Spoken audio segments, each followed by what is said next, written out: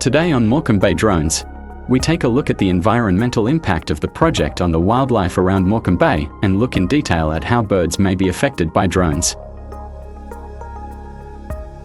Morecambe Bay, located on the northwest coast of England, is renowned for its rich bird life. This vast expanse of intertidal sand flats and mud flats creates a diverse and dynamic habitat supporting a wide variety of bird species throughout the year. The team from the Morecambe Bay Medical Shuttle would have to learn to operate drones, taking into consideration the vast avian population.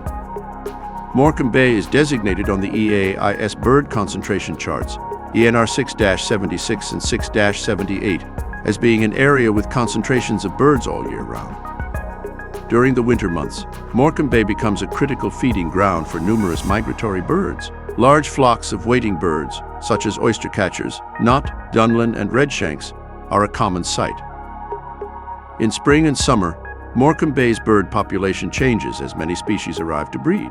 The salt marshes and reed beds offer ideal nesting sites for birds such as the avocet. Some birds are resident in Morecambe Bay year-round. The shelduck, with its distinctive red bill and striking plumage, is a common sight on the mudflats and salt marshes. Murmurations are one of the most mesmerizing natural spectacles in the UK. These events occur when thousands of birds fly in coordinated fluid formations, creating dynamic shapes in the sky. These aerial displays typically occur during the late autumn and winter months, as birds gather in large roosts before settling for the night. Witnessing murmuration when flying the drone for the Morecambe Bay Medical Shuttle, the team quickly realized the complexity that both optical and radar-based detect and avoid systems for drones would require to deal with such murmurations, with the rolling mass of Birdlife extending well above 400 feet in some cases. The bay hosts multiple sites of scientific special interest, special protection areas, and Ramsar sites. In 2015, the UK Civil Aviation Authority published their Clued Up magazine, detailing safety matters for GA pilots. They describe that sites important for birds are designated as sites of special scientific interest under the Wildlife and Countryside Act 1981 to preserve their special wildlife or geology. Under the Wildlife and Countryside Act, all birds, their nests and eggs, are protected by law, and it is an offense to intentionally or recklessly disturb any wild bird while it is nest building, or at a nest containing eggs or young, or disturb the dependent young of such a bird. SSIs, Ramsar sites or special protection areas, have no airspace attached to them, as they are land constructs only.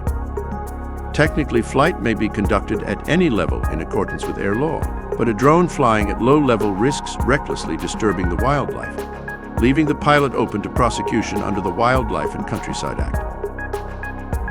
In the last 10 years, Natural England have issued 3 warning letters to drone operators and 4 warning letters to light aircraft operators, but there have been no prosecutions. Avoiding wildlife disturbance was key to the team from Morecambe Bay Drones, and liaison was carried out with the RSPB, the Area of Outstanding Natural Beauty team, and the Queen's Guide to the Sands. We did identify that certain species of bird were attracted to smaller quadcopter drones, and the team had several encounters with inquisitive oystercatchers and the smaller DJI-style drones. The Morecambe Bay Medical Shuttle team developed an environmental risk assessment process based on the standard aviation Hazel mnemonic. The team adapted this to provide risk assessment when operating in SSIs. Were we operating at a height that might interfere with wildlife? Was the airframe known to attract certain birds? Had we done all that we could do to ensure the aircraft's security from attacking wildlife? Did we have enough energy to fly clear of any sensitive sites? Were we flying in a known area of wildlife activity? And could we spot any wildlife hazards? Using Hazel to risk assess our flights allowed the team to reduce the risk to wildlife considerably. The team opted wherever possible to launch and recover the future urban cargo autonomous aircraft from sites outside the SSI. Where flights had to be undertaken within a SSI, the launch and recovery areas were designed to be on tidal sections so as to reduce the risk to wading or nesting birds. Flying the future urban cargo autonomous aircraft for the Morecambe Bay Medical Shuttle project caused no disturbance to bird life in the Bay Area. The team painstakingly reviewed all the footage recorded from the aircraft's multiple camera systems, and no disturbance to bird life was observed. Every effort was taken to ensure that the avian population was not affected by the operation of the Morecambe Bay Medical Shuttle, but the experience and learnings gained when operating in such an environment would stand the team in good stead to operate cargo drones commercially in the future.